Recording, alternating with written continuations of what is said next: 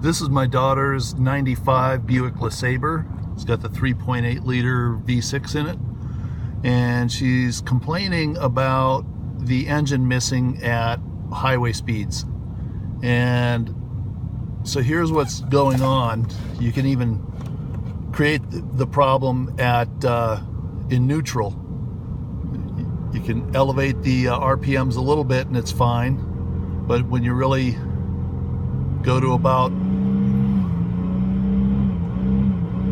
80% throttle, then this is what the engine does. The data link connector doesn't seem to work. This is a 95, but it does have a OBD2 type data link connector in it.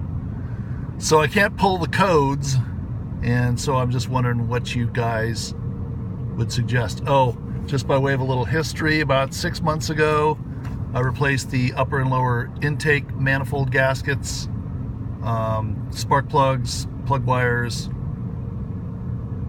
all that stuff, and it basically ran fine until it started doing this. So if you could get me started on what I might check, that would be most helpful.